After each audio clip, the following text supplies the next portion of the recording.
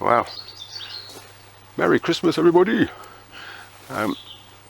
This is Christmas Eve, and after weeks, it feels like months and months of rain and the occasional cold night, we've actually got a decent sunny day here in South Wales, just in time for Christmas.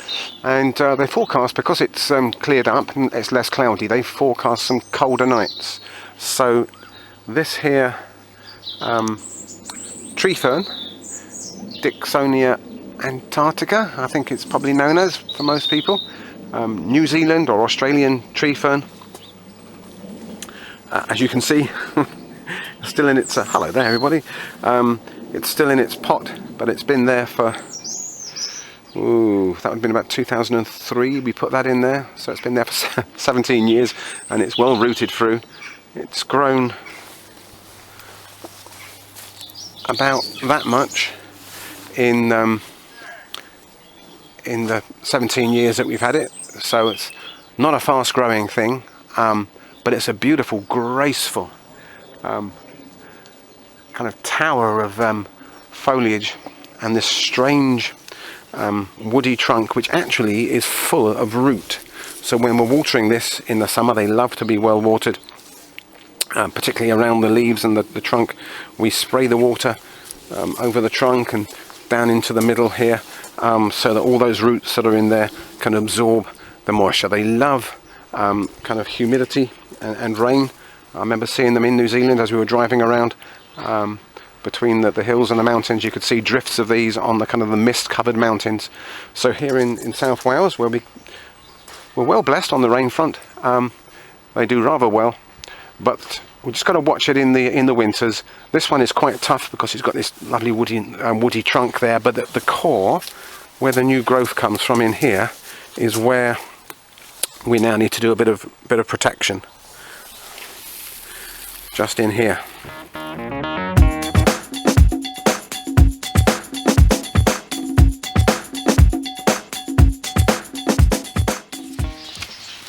So there's the crown of the plant. Let's have a little look inside here.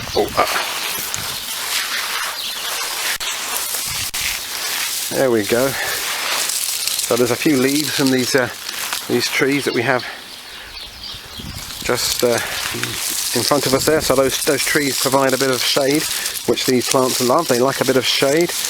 And look at that hollow inside of there. That hollow there is where next year's new growth will come from. And you can see it's quite a big, you can fit my hand in there, it's quite a big kind of hollow, and if I dig in there I can just gently prod and feel that there's what feels like little kind of curled up leaves, and it's amazing to watch these leaves uncurl in the spring. They look almost like in fact they look like a spring. They uncoil, and as they uncoil they spread out more and more of this amazing canopy of leaves that just kind of wave in the sun. Well, actually they wave in the wind and the rain as well. But this bit down here, the core there in the centre of the trunk, sunken in a little bit, that's where the soft tissue is that is most vulnerable to the frost. So we are going to pack, not pressing too hard, but just putting a good layer of straw in there. Let's get some more. There we are. Got another big clodge of them, the straw to pack into there.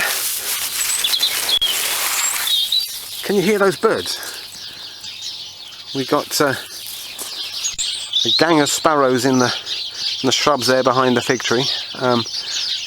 There's our one of our oldest cordyline there. I've never protected that cordyline. It's been outside in all sorts of cold weather, frost, snow, hail, wind, and it just seems to come back every year, no problem.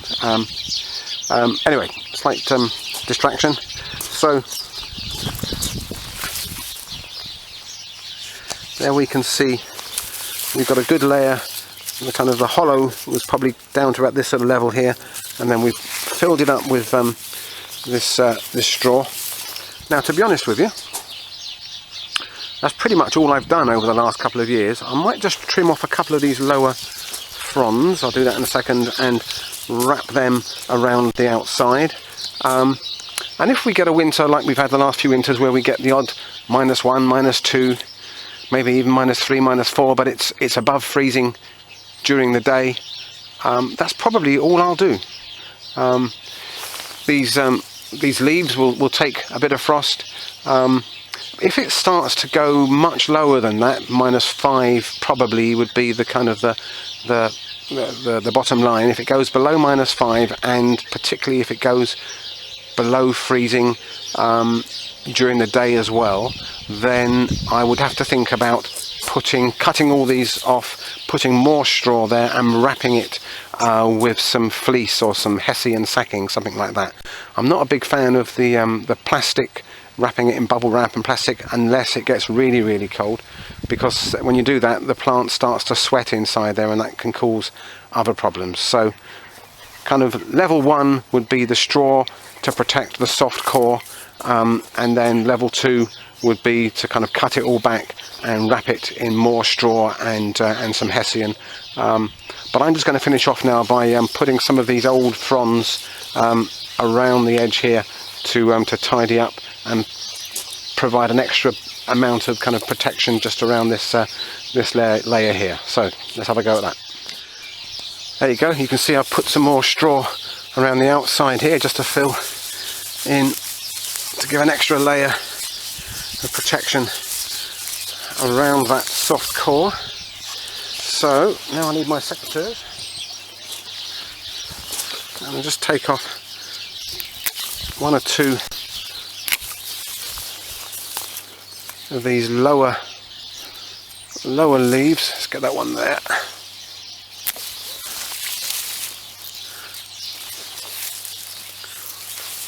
And then I'm just going to kind of wrap these, weave them around the top of the trunk there, just to provide that extra little bit of comfort and protection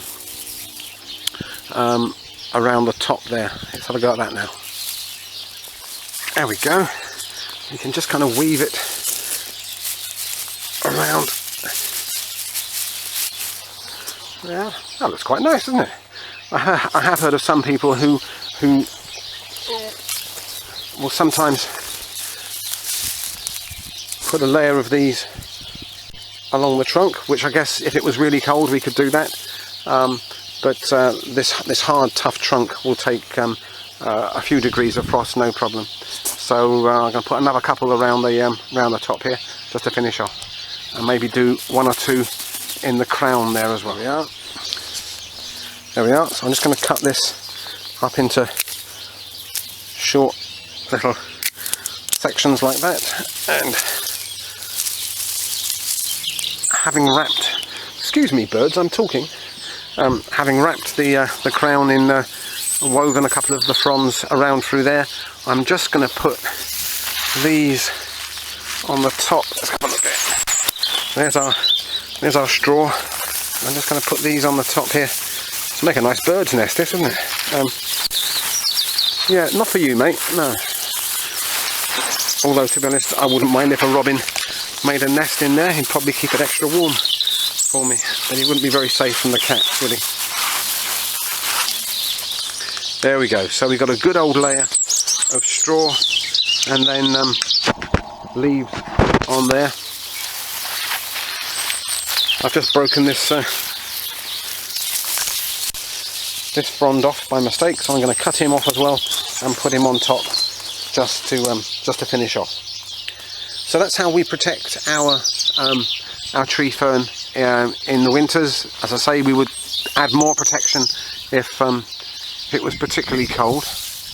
I don't know if you can see on here, we've got what look like they could be the start of little spores on these leaves. I'll see if I can do a close-up shot.